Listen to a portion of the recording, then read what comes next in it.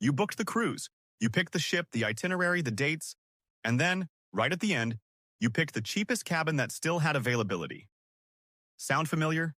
Here's what nobody told you. That cabin, that one decision you spent maybe 3 minutes on, is going to shape your entire trip. More than the ports, more than the dining, more than the entertainment.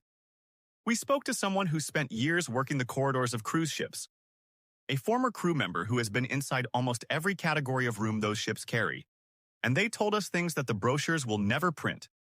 Today on Cruise Compendium, we're ranking every cabin type, worst to best, straight from the source. Stay with us, because by the end of this, you will never book a cabin the same way again. Before we get into the rankings, our crew contact wanted to explain something that most first-time cruisers simply don't know. A cruise ship is not a floating hotel where every room is basically the same. It is a floating hierarchy. Every cabin on that ship was placed where it is for a reason. The lower you are, the closer you are to the engines, the laundry, the noise. The higher you go, the smoother the ride. The further you are from the middle of the ship, either toward the front or toward the back, the more you feel the movement of the ocean beneath you. And none of this is labeled clearly on the booking page. You see a price, you see a category name, you might see a small photograph of a made bed and a window. What you don't see is that the room 2 decks below yours sounds like it's parked next to a washing machine. Or that the Oceanview you paid extra for is blocked by a lifeboat. That's exactly what we're here for. Let's go through them, starting with the worst. These cabins are marketed as partial Oceanview or limited view rooms. The price is a little higher than a standard interior. The implication, the promise really, is that you're getting something. A window, a glimpse of sky, a connection to the outside world. What you actually get, in a lot of cases, is a porthole staring directly into the underside of a lifeboat. Our source told us they watched guests stand at that window every morning, hoping, it seemed, that something would have changed, that the lifeboat might have moved overnight. It never moves. Here's what happens psychologically in that room. You feel cheated before the ship even leaves the dock. And that feeling, that low-level sense of having been misled, follows you around for the rest of the cruise. It flavors everything. If you're choosing between this and a standard interior cabin that makes no promises about windows, take the interior. At least the interior is honest. Obstructed Oceanview. Dead last.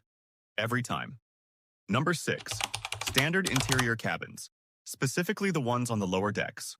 Now, our crew source is quick to say that interior cabins get a bad reputation that's partly unfair. If you sleep like a rock, if you're only in your room to change clothes and crash for the night, an interior cabin does exactly what it needs to do. But the version that earns its place near the bottom of this list? The one sitting low in the ship. Deck 3, Deck 4, close to the engines or the laundry rooms.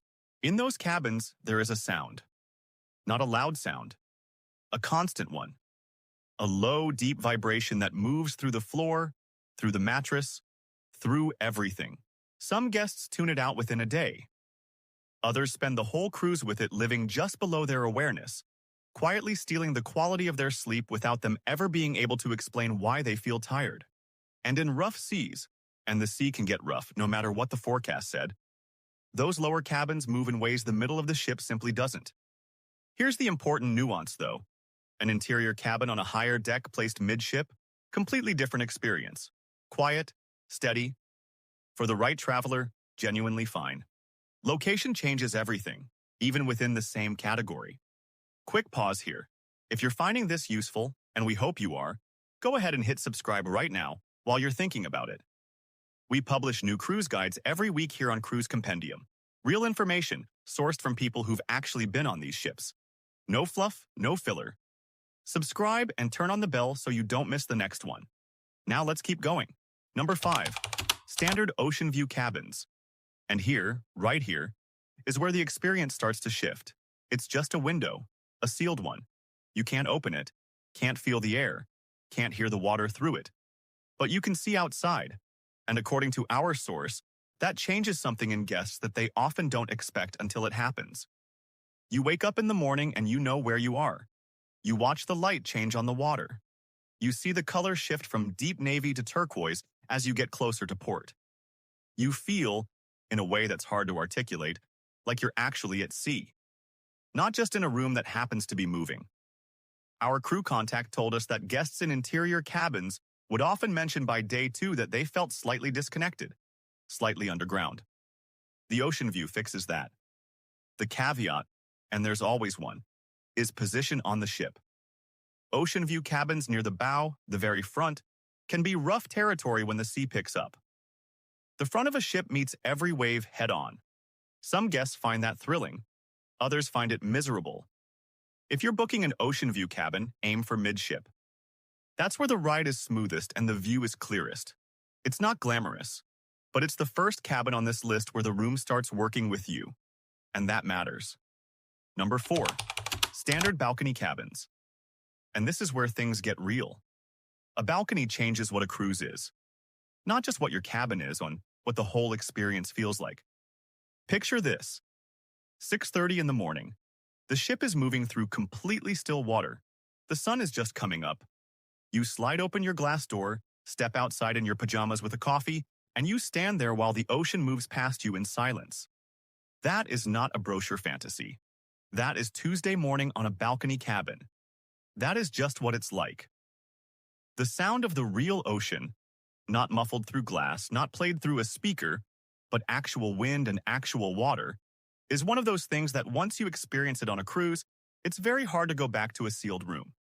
There's a reason the balcony category is the most popular upgrade in the industry. Guests try it once, then they book it every time after that. Our source confirmed this pattern across every ship they worked on. Standard balconies aren't perfect. On some older ships, the balcony is narrow. 2 chairs barely fit side by side. On ships with stacked decks, you can hear neighbors above and below. Some have partial overhangs that block the sky. But even an imperfect balcony is still a balcony. If you're on the fence, this is your sign. Book the balcony. Out over the side. It wraps around. There's real space. Enough to pull out 2 full lounge chairs with room to walk between them. Enough to eat breakfast out there. Enough to watch the entire wake of the ship trailing behind you for miles across the water. Other ships have corner cabins on certain decks where a quirk in the architecture means the balcony is twice the depth of the ones on either side of it. These rooms don't always carry a special label. They're often listed as standard balconies at standard prices. But for guests who know which cabin numbers to look for, and there are communities and forums that track exactly this, they represent some of the best value on any ship. Our crew source told us that when guests asked privately which cabin to book, they didn't point them to the most expensive room. They pointed them to those. Do your research before you book. Pull up the deck plans for your specific ship. Find the extended balconies. It is worth 20 minutes of your time. Before we get to number 1, and it is worth the wait, I promise, we want to point you to something. We've put together a full cabin selection guide over on the Cruise Compendium website. It breaks down the specific cabin numbers to look for on the most popular ships by cruise line, using exactly the kind of insider knowledge our crew contacts share with us. The link is in the description below. Go bookmark it before your next booking. 2. Junior Suites. The Junior Suite is the first cabin on the ship where the room stops feeling like an efficient use of space and starts feeling genuinely generous. More floor. A real seating area. Not a chair jammed between the dresser and the wall, but an actual sofa and a coffee table. A bigger bathroom. On some ships, a proper bathtub. But our crew source says it's not just the square footage, it's the quiet. Junior suites tend to sit higher on the ship, mid-deck, away from the elevators and ice machines and the foot traffic of guests moving between venues at midnight. There's an insulation to these rooms, a stillness. Guests sleep differently in them. On many cruise lines, junior suite guests also receive priority boarding, a dedicated phone line, and access to a private restaurant or a reserved section of the main dining room. Those things sound minor on paper. They don't feel minor when you're standing in a 45-minute boarding line, watching junior suite guests walk straight through. Waiting, and the friction that comes with it, is where a huge amount of cruise frustration quietly lives. The junior suite begins to remove that friction, and the entire trip becomes something different because of it. We're naturally relaxed people. But because the environment around them was designed, at every single point, to remove friction. The butler knows your name before you board. You don't pick up a phone and wait. You send a message and someone appears. Your embarkation is separate. Your sun deck is private. No scramble for chairs, no towels saving spots, no quiet negotiations over territory. Your restaurant has your table ready when you walk in. The wraparound balconies in the top-tier suites on the newer vessels from Norwegian, Celebrity, and Royal Caribbean? Genuinely staggering. 3 sides of open sky, 3 sides of ocean, stand out there in the early morning before anyone else is awake. And the ship feels like it belongs entirely to you. That is what the brochure photograph is actually trying to sell.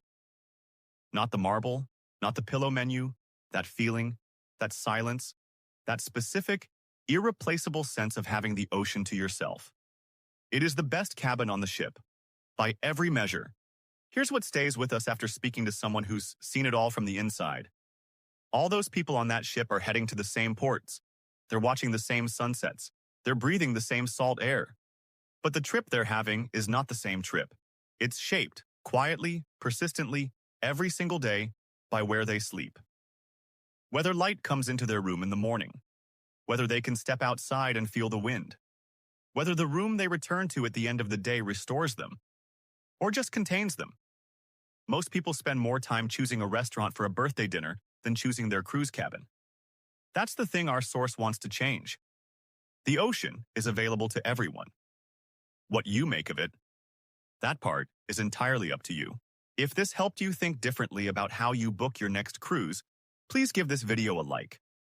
It genuinely helps more cruisers find this channel. And if you're not yet subscribed to Cruise Compendium, now is the time. Every week we bring you honest cruise advice, real ship reviews, and insider knowledge from the people who've actually lived and worked at sea. Hit subscribe, drop your questions in the comments below, and we'll see you in the next one. Safe sailing.